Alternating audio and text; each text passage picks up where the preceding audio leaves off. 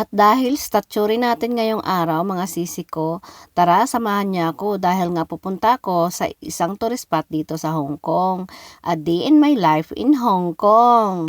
Umaga pa nga pala ako gumising dyan dahil nga ang meet up time namin ay alas 8 ng umaga. Sa sobrang excited ba naman dahil nga ito ay libre mga sisi kong tunay. Sino ba naman ang hindi pag ito ay libre? O diba? Sana all maraming naglilibre. At pagpunta ko nga pala sa bus stop ay marami talagang mga kaibigan ko dito dahil nga mag-iisang building kami dito. Kaya nagkasabay kami sa MTR. At sa kadahilanan dahil nga makulit ako ay syempre napatawa ko yung mga kaibigan ko. Uy, sana komedyante. Pagkababa ko nga pala sa isang station ay kailangan ko talagang mag-interchange dito dahil nga sasakay ako papunta sa lugar na kung saan ay mag-meet up kami ng mga kaibigan ko. Nag-interchange nga pala ako sa Taiwan dahil nga ako ay mula sa Taipo. Pagbaba ko talaga ng isang station ay hinahanap ko talagang interchange na papuntang Whampoa. At nang nakita ko na ang direksyon ng MTR papuntang Whampoa ay nagmamadali na ako dahil nga ang MTR dito o yung train ay 5 minutes ang pagitan. At yung mga kaibigan ko pala tawag ng tawag sa akin kung saan na daw ako. Sa mga baguhan nga pala dito sa Hong Kong, hindi kayo magkakamali ng inyong papuntahan dahil nga may mapa naman sa MTR pag yung MTR ang sinakyan nyo. Lumipat nga din pala ako ng MTR papuntang Chun Mun dahil nga doon papunta yung station nga papuntahan ko, yung Liking. So dahil 5 minutes naman ang sasakyan ang pagitan ng MTR, kaya ayan, nagsiselfie muna ako. Uy, dahil hindi kumpletong araw pag walang selfie. Uy! At nandito na nga pala ako sa station ng Liking. At bababa ako sa station ng Sunny Bay dahil nga maglipat naman ako ng MTR papuntang Disneyland. At habang naghihintay ako ng MTR papuntang Disneyland, syempre magbibideo tayo dahil nga a day in my life in Hong Kong. Uy! Dito nga pala sa Hong Kong wala silang pakialam dahil nga buhay mo yan, mind your own buhay. Charing. At dito na ako sa MTR na kumbaga ay pupunta na ng Disneyland. So ito nga pala ay second time ko na, pero ito ay libre dahil nga may kaibigan akong mayaman. Uy, charing! Uy, hindi totoo yan ha, joke lang! At sa wakas, dumating na rin yung MTR papuntang Disneyland. At pagkatapos, 5 minuto lang nakarating na ako dito sa station ng Disneyland. Syempre, lalabas tayo dahil nga i-exit tayo. Uy! At ito nga pala yung aming tourist guide. O, diba? Napakaganda. Uy! Sana all maganda. At syempre, dahil nga may tripod tayo, ikot-ikot is real. At nakita ko na yung mga kasamahan ko na nauna na sa akin dahil nga selfie is life. Ang saya-saya nga nila dahil nga nakalibre sila. O syempre masaya na din ako. Uy, charing. Hindi naman talaga halatang ang saya ko dahil nga hindi naman ako humihinto sa tawa. O dito nga baga, akala ng mga kaibigan ko ay picture kaya post na post sila. Pero hindi nila alam, video nga pala at may na-prank tayo. At nang nakumpleto na kami lahat, syempre larga-larga na dahil nga ito ay tanghali na at syempre gutom na yung mga kasamahan ko. Uy, kain is life nga pala sila.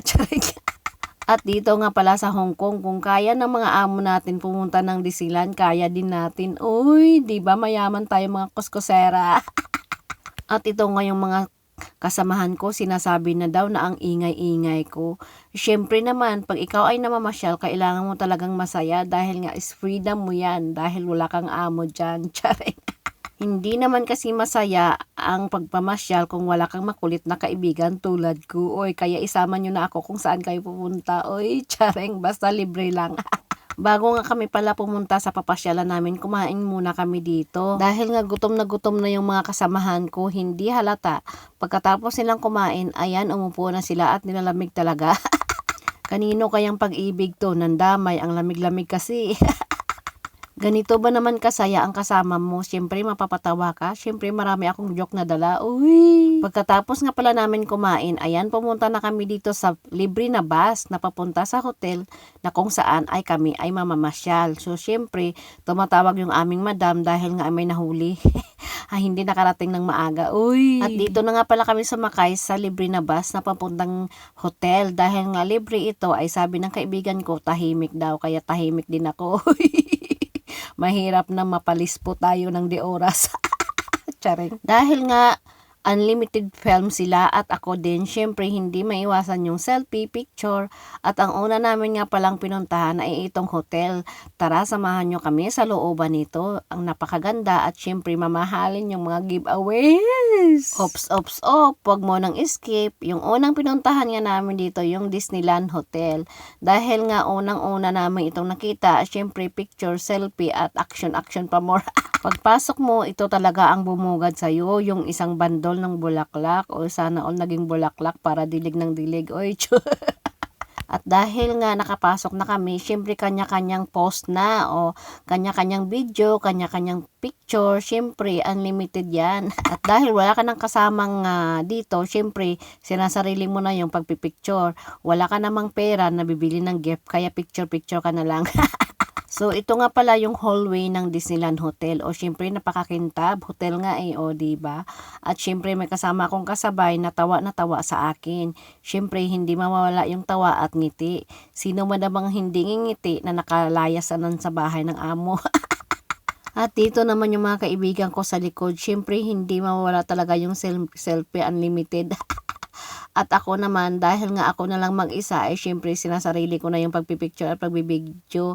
Nadaanan ko nga pala ito yung mga isda. Akala mo totoo yun pala, plastic. Hindi nga pala kami dito naka-check-in dahil nga ang hotel dito sa Disneyland ay sobrang mahal. At ito naman yung kaibigan ko, dahil nagsarili na, ginawa niya na yung reflection yung mirror. At syempre dahil wala naman tayong pirang pambili ng gift, syempre magbibideo lang tayo dito. Dahil nga dollar dito yung mga presyo, wala tayong pambayad dyan. Alam nyo kasi mga sisi, yung mga giveaways na dito o yung mga keychain, kung anong mga pangregalo nito ay talagang original. Talagang nakapunta ka ng Disneyland pag nakabili ka dito. Sana all. At mayroon din silang mga damit dito sa gilid banda. At ito naman yung likod ng Disneyland Hotel. O syempre, alam mo ba kung anong landscape yan? Bahala na kayo mag-guess, basta ako magbibideo lang. So, pinaikot ko na yung akong camera dahil makita ko na yung Mala Palace, yung Disneyland Hotel. O syempre, sana all. Kailan kaya ako makaka-afford na mag-check-in dito sa Disneyland Hotel? Charing, panaginip ng gising. Sana darating yung pagkakataon na maka-check-in kami dito ng mga amo ko. Sana all binibless. Naalala ko dati, nung nasa Pilipinas pa lang ako, sa picture o kaya sa film o saka sa movie ko lang ito nakikita. Ngayon, inaapakan ko na dito sa Hong Kong. Social na walang pera. At dahil nga nagkanya-kanya na yung mga kasamahan ko, syempre kanya-kanya na ring video at kanya-kanyang picture na din. O syempre pinaikot ko na dahil nga wala naman akong photographer. Magkano nga ba pala ang pamasahe dito papuntang Disneyland mga sisi ko? Depende yan sisi kung saan ka galing. Ako kasi, galing ako ng university, kaya yung aking nabayadan yan sa Octopus ay $29. So, i-convert lang natin ng 30. So, balikan yun, edi 60 HKD. Sa 60 HKD, hindi pa kasama dyan yung pagkain. At dahil nga holiday, marami ditong pumupunta. O syempre yung kaibigan ko, feeling naman madam. At ito naman yung kaibigan ko, ginawang Stairway to Heaven yung stair. At ito naman yung isa kong kaibigan, syempre nag-aayos yan dahil rarampa yan, diba? Hagdan lang pala yung katapat, charing. At syempre hindi pa huli yung sisi nyo. O syempre, kung hindi lang sana ako nagkakamali, naging model ako. Charing. Sa kanya lahat ang hagdan, So, ganyan talaga ako kasaya pag nakalabas na ako ng bahay ng amo ko. Syempre, akin ang mundo, akin ang buhay ko.